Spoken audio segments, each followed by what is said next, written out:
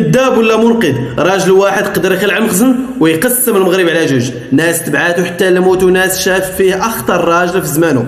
الروكي بوحماره ما كانش حكايه، كان زمان كامل ديال الفوضى ديال الجوع وديال الصراع على العرش.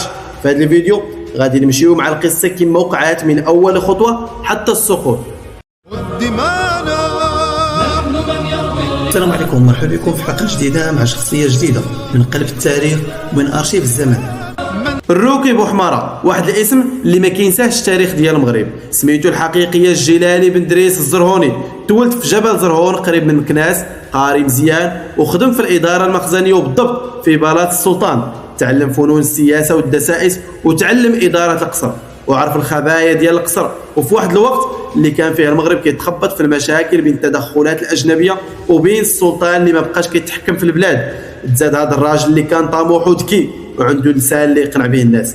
بعد الوفاه ديال الحسن الاول ولد عبد العزيز والله سلطان وهو باقي صغير، المغرب دخل في دوامه من الفوضى، وكان عبد العزيز غارق في الالعاب واللهو وبالتكنولوجيا. الشعب كيشوفوا سلطانهم كيركب البيكالا كيتفرج في التصاور وكيستورد آلات غريبه وعجيبه، وهو غافل على الفتن والمجاعه والقبائل اللي خارجه على الطاعه. في الوقت اللي السلطان ساد على راسه في القصر وما تعرف والو على السياسه، خرج بوحماره للناس وقال لهم انا هو مولاي محمد ولد السلطان الحسن الاول، تعرضت للخيانه وهربوني من القصر ودابا رجعت نرجع حقي. كان لابس جلابه بسيطه وراكب على حمار وكيهضر بحال الشرفاء، هذه اللي خلى الناس يسميوه بوحماره ويصدقوا الحكايه ديالو، خصوصا انه كيتقن فنون الاقناع. ومن هنا بدات اخطر فتنه عرفها المغرب في ذاك الزمان. بوحماره ماشي غير كذاب، كان تيستعمل الشعوذه والخرافه والكرامات الكاذبه، كان كيدير الحيل قدام الناس، يجيب دابه مريضه ويدعي شفاها، وكان كيهضر بحال الاولياء ويقول لهم انا عندي علم الغيب واللي قربني تجيه البركه. وبهذه الطريقه قدر يسحر العقول وجبد القبائل وحده بوحده، خصوصا في الشرق. الناس تيتيقوا فيه وكيشوفوا فيه المخلص، وهو في الحقيقه محتال كبير لبس لباس الدين والشرف باش يركب على ضعف الدوله. الروكي بوحماره ولا كيحكم بحال السلطان، فرض الضرائب على القبائل واي واحد عارضه كان كيعذبوا بطرق وحشيه.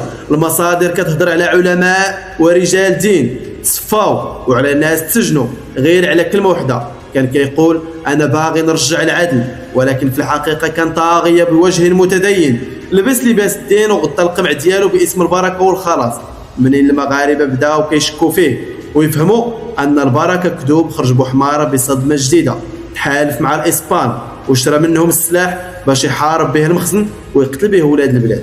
تخيل معايا راجل كيدعي الشرف والوطن والدين وكيبيع ظهره للمستعمر باش يقوي سلطته على حساب دم المغاربه. الدوله فهمات ان السكوت عليه خطر كبير، بعد ما ظنوا ان هذه الفتنه دغيا ادوز كيف العاده، لكن تبين لهم العكس. بوحماره كيكبر نهار مورا نهار وكيهدد العرش والامن وحتى السياده، واستمر الحكم ديالو حسب المصادر 7 سنين، والسلطه المركزيه عاجزه قدامه.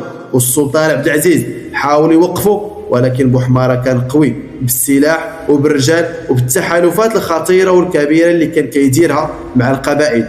وفي ذاك الوقت المغرب كان غارق في الازمات، الناس ساخطين على السلطان عبد العزيز بسبب التبعيه للاجانب وتزايد الديون. وفي وسط هذا الغليان طلعت اصوات من العلماء والقبائل كتطالب بتغيير السلطان، والعيون كلها توجهات نحو مولاي عبد الحفيظ اللي كان متمرد وما راضيش بالوضع وبالسياسه ديال خوه، وتحالف مع قاده بارزين بحال القائد المدني القلاوي والشيخ ماء العينين اللي ساندوا بقوه. وفي عام 1907 تمت مبايعته في مراكش كسلطان، وبدا الصراع بين جوج اخوه على عرش المغرب. ما تنساوش تتابعونا على صفحه مدرسه الزمن باش نكملوا قصه الروكي بوحماره. ما تنساوش تتابعونا على الصفحه وتخليوا لنا تعليق وتبارطاجيو الفيديو باش تشجعونا نكملوا في الطريق.